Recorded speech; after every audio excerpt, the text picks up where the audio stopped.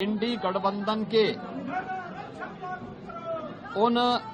महिला विरोधी आचरण के खिलाफ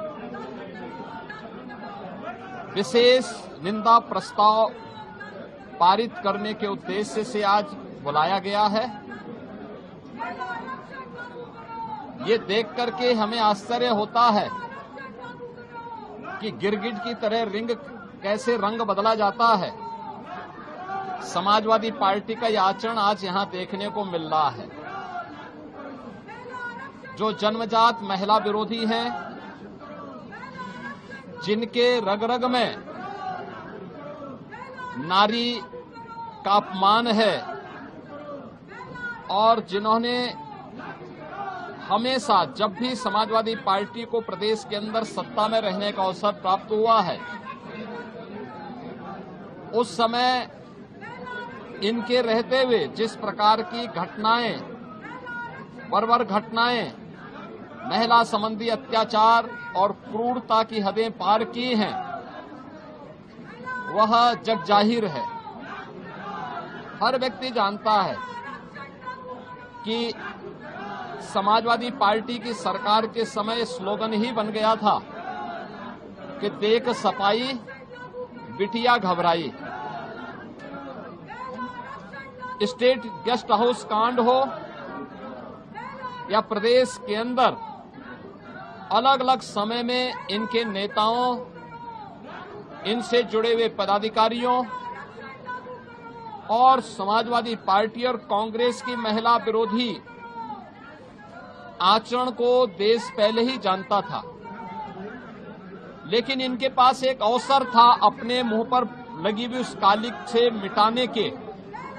कि नारी शक्ति बंधन अधिनियम के प्रस्तावित संशोधन में ये लोग सहयोग करते, लेकिन इन्होंने वह अवसर भी चूका है और अपनी महिला विरोधी छवि के लिए कुख्यात हो चुकी कांग्रेस, समाजवादी पार्टी और इंडी गठबंधन लगातार इस मुहिम में लगी हैं कि किसी भी स्थिति में यह संशोधन और यह अधिनियम लागू न होने पाए। इसके लिए इन्होंने वे सारे प्रयास किए जिन कारणों से प्रदेश के अंदर या देश के अंदर अव्यवस्था की स्थिति पैदा हो। आज उसी पे चर्चा करने के लिए उत्तर प्रदेश विधानमंडल का यह सदन प्रारंभ किया जा रहा है। इसमें उन सभी मुद्दों पे हम चर्चा करेंगे। एक तरफ प्रधानमंत्री मोदी जी के प्रति आभार व्यक्त करते हुए उनके नेतृत्व में नारी गरिमा की रक्षा के लिए, नारी गरिमा को सम्मानजनक स्थान दिलाने के लिए, नारी स्वावलंबन और सशक्तिकरण के साथ साथ नीति निर्धारण में उनकी सहभागिता किस रूप में भारतीय जनता पार्टी और एनडीए आगे बढ़ा रही है, तो दूसरी तरफ सहबानो प्रकरण से लेकर के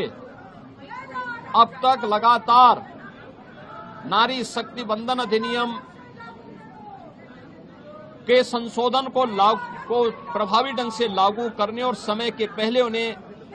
आरक्षण की सुविधा का लाभ प्राप्त हो,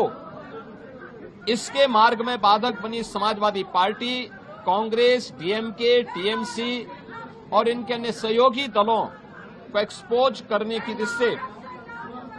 इनके समय में कहां पे महिला विरोधी गतिविधियां किस रूप में चलती थी,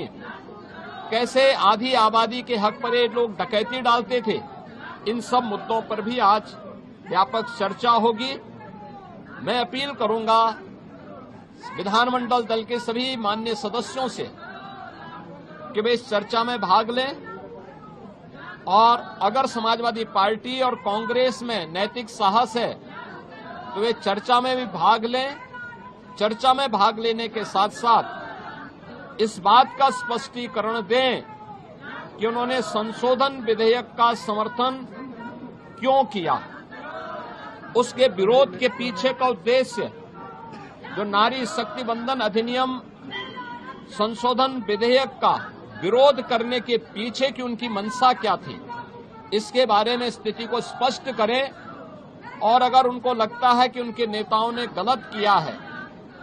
समाजवादी पार्टी या कांग्रेस के नेताओं ने गलत किया है, तो उनका दायित्व बनता है कि वे माफी मांगे या फिर इस निंदा प्रस्ताव को पारित करवा करके कांग्रेस, समाजवादी पार्टी और नारी शक्ति बंधन अधिनियम के संशोधन प्रस्ताव के समर्थन में वे लोग यहां पर अपनी स्थिति स्पष्ट करें और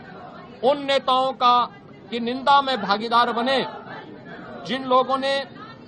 इस महत्वपूर्ण संशोधन के माध्यम से आधी आबादी को 2029 में प्रस्तावित किए गए संसद और विधानसभाओं में आरक्षण का लाभ प्राप्त हो और उनका राजनीतिक सशक्तिकरण की दिशा के लिए उठाए जाने वाले कदमों से वंचित किया है, उसके लिए दल माफी मांगे और इसी दिशा से आज के विधानमंडल दल की कार्रवाई आगे बढ़ रही है। और उसी के लिए विधानमंडल दल के कार्यक्रम में भाग लेने के लिए एक दिवसीय विशेष सत्र में भाग लेने के लिए आने वाले सभी सदस्यों का मैं हृदय से स्वागत करता हूं।